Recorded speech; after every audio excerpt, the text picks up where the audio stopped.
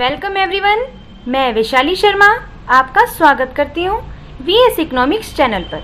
तो चलिए बिना किसी देरी के आज के टॉपिक को शुरू करते हैं। सब्सक्राइब करें वीएस इकोनॉमिक्स चैनल को और बेल आइकन को प्रेस कीजिए ताकि आपको मेरी आने वाली वीडियोस की नोटिफिकेशन मिल सके।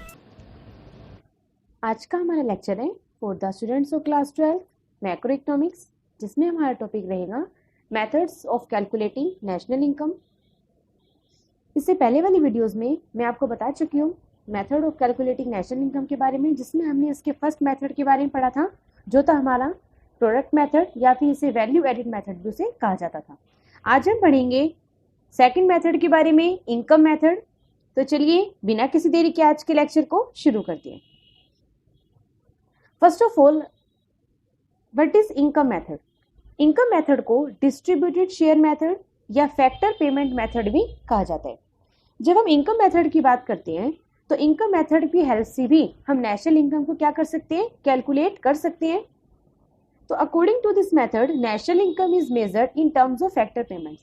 कहते हैं जब हम इनकम मेथड की बात करते हैं तो इनकम मेथड के अंदर नेशनल इनकम को किस में मेजर किया जाता है, फैक्टर पेमेंट्स की टर्म्स में मेजर किया जाता है। अब क्वेश्चन हमारे पास अराइज होता है कि फैक्टर पेमेंट्स कौन सी होती हैं।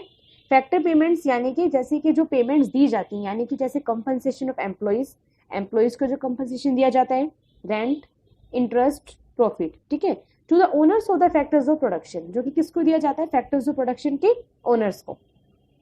अब फैक्टर्स ऑफ प्रोडक्शन के ओनर्स कौन कौन से होते हैं, land, labour, capital and enterprise during an accounting year. किसी एक अकाउंटिंग ईयर में जब फैक्टर्स ऑफ प्रोडक्शंस के जो ओनर्स होते हैं, जब उनको फैक्टर पेमेंट्स दी जाती है, उन्हें कहा जाता है नेशनल इनकम के अंदर इसको इंक्लूड किया जाता है और उसे कहा जाता है अपना इनकम मेथड। अब नेक्स्ट हमारे पास क्वेश्चन अराइज होता है कि what are factor incomes. Factor incomes कौन सी होती हैं? It refers to income earn by a person as reward for rendering his factor services. यानी कि फैक्टर इनकम्स कौन सी होती हैं? ये वो फैक्टर इनकम्स होती हैं जो किसी पर्सन के द्वारा, अगर कोई पर्सन अपनी फैक्टर सर्विसेज देता है तो फैक्टर सर्विसेज देने के बदले उसे जो इनकम अर्न होती है उसे कहा जाता है फैक्टर इनकम्स, ठीक है। यानी कि वो अपनी सर्विसेज प्रोवाइड करवाता है और सर्विसेज प्रोवाइड करवाने के बाद उसको जो रिवार्ड के रूप में दिया जाता है उसे कहा जाता है फैक्टर इनकम्स। अब जैसे कि वेजेस एंड सैलरीज, वेजेस और सैलरीज किसको दी जाती है, लेबर्स को। रेंट किस पर दिया जाता है, लैंड के ऊपर। इंटरेस्ट किस पर दिया जाता है, कैपिटल के ऊपर। और प्रॉफिट किसका होता है, एंटरप्रेन्योरशिप का। और प्रॉफिट किस पर दिया जाता है, एंटरप्रेन्योर पर, ठीक है। यानी कि जो एंटरप्रेन्योर होता है उसको क्या मिलता है, प्रॉफिट मिलता है, ठीक है।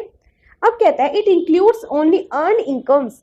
ये बात ध्यान रखने की है कि जब हम नेशनल इनकम को एस्टिमेट करते हैं तो नेशनल इनकम के एस्टिमेशन के अंदर केवल जो इनकम अर्न की जाती है ना उसको ही इसके अंदर इंक्लूड किया जाता है। यानी कि जब हम नेशनल इनकम को कैलकुलेट करते हैं तो नेशनल इनकम को कैलकुलेट करने के बाद जब नेशनल इनकम को हम कैलकुलेट करेंगे तो उसके अंदर जब किसको इंक्लूड किया जाएगा, जो फैक्टर सर्विसेज हम प्रोवाइड करवा रहे हैं, ठीक है, उसके बदले में जो इनकम अर्न हो रही है उसको नेशनल इनकम के एस्टिमेशन में इंक्लूड किया जाता है।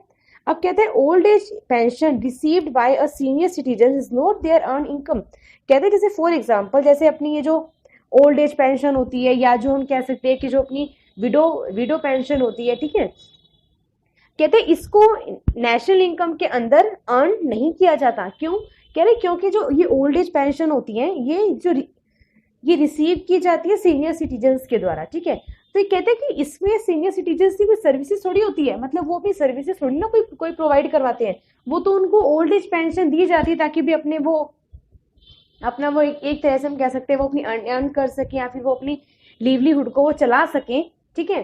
तो इस तरह से कहते हैं कि जो ओल्ड एज पेंशन होती है इसको नेशनल इनकम के एस्टिमेशन में हम इंक्लूड नहीं करते।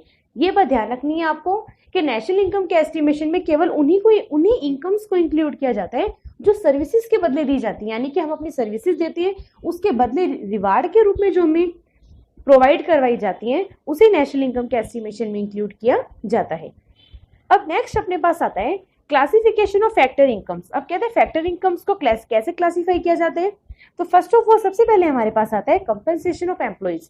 कहते हैं एम्प्लॉइज को कंपनसेशन दिया जाता है, ठीक है। अब कंपनसेशन जो होता है वो किस किस फॉर्म में होता है, जैसे कि wages and salaries in cash, उनको वेजेस और सैलरीज कैश के रूप में दिए जाते हैं। पेमेंट इन काइंड, ठीक है, उनको लगता है कि जो पेमेंट्स होती हैं वो दी जाती हैं।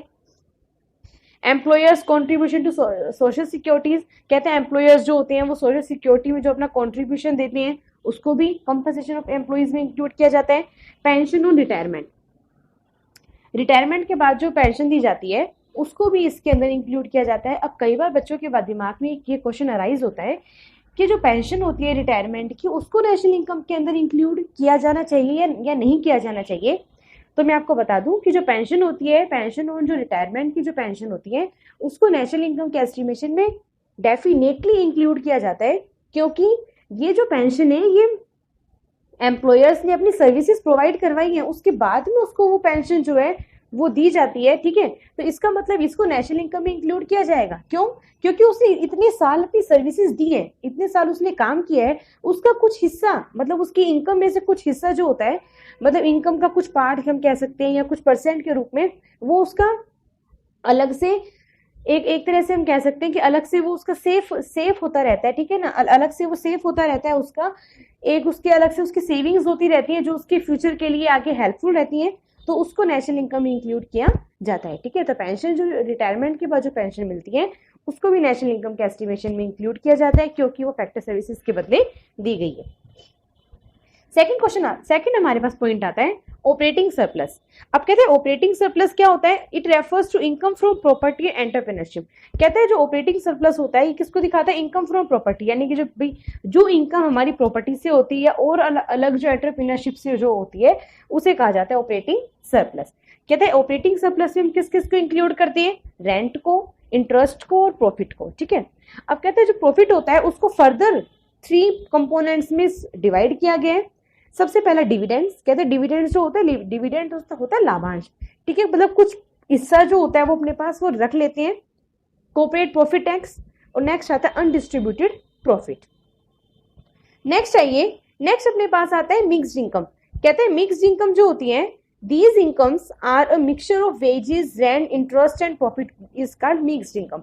अब कहते हैं मिक्स्ड इनकम कौन सी होती है? ये कहते हैं मिक्स्ड इनकम वो होती है जो कि वेजेस का, रेंट का, इंटरेस्ट का, प्रॉफिट का क्या होती है? मिक्सचर होती है, तो उसे कहा जाता है मिक्स्ड इनकम।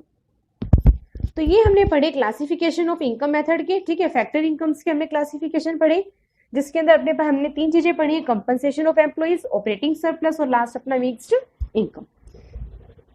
अब अपने पास आता है measurement of national income using income method. अब कहते हैं इनकम मेथड की हेल्प से कि नेशनल इनकम को हम किस तरह मेजर कर सकते हैं। तो सबसे पहले आप देखिए NNP at factor cost is equal to, जब हमें एनएनपी एट फैक्टर कॉस्ट निकालना होता है तो NDP at factor cost plus net factor income from abroad, ठीक है। एनडीपी जो है फैक्टर कॉस्ट पर और जो नेट फैक्टर होती है इनकम फ्रॉम अब्रॉड, जब उन दोनों को हम प्लस कर देते हैं तो हमारा क्या निकल आता है? इनकम मेथड की हेल्प से नेशनल इनकम को हम कैलकुलेट कर सकते हैं। अब कहते हैं एनडीपी एट फैक्टर कॉस्ट का मतलब क्या है? जब एनडीपी एट फैक्टर कॉस्ट की बात करते हैं तो इसका मतलब होता है कि कंपनसेशन ऑफ एम्प्लॉइज को जो कंपनसेशन दिया गया है, प्लस में ऑपरेटिंग सरप्लस और प्लस में मिक्स्ड इनकम, इन तीनों का जो प्लस होता है वो दिखाता है एनडीपी एट फैक्टर कॉस्ट पे। नेक्स्ट कहते हैं एनएनपी एट फैक्टर कॉस्ट। कहते हैं एनएनपी एट फैक्टर कॉस्ट किसको दिखाता है? एनएनपी एट फैक्टर कॉस्ट दिखाता है compensation of employees plus operating surplus plus mixed income plus net factor income from abroad, ठीक है। तो ये था हमारा आज टॉपिक नेशनल इनकम, जो किसकी हेल्प से हमने इसमें कैलकुलेट करना सीखा? इनकम मेथड की हेल्प से। एग्जाम के पॉइंट ऑफ व्यू से नेशनल इनकम का जो ये टॉपिक है ये काफ़ी इंपॉर्टेंट है, क्योंकि इसके बेसिस पर ही एग्जाम्स में न्यूमेरिकल्स पूछे जाते हैं। तो प्रोडक्ट मेथड, इनकम मेथड और एक्सपेंडिचर मेथड तीनों ही मोस्ट इंपॉर्टेंट है, ठीक है। तो आज हमने इनकम मेथड के बारे में पढ़ा। इससे पहले वाले लेक्चर में मैं आपको प्रोडक्ट मेथड के बारे में बता चुकी हूँ। तो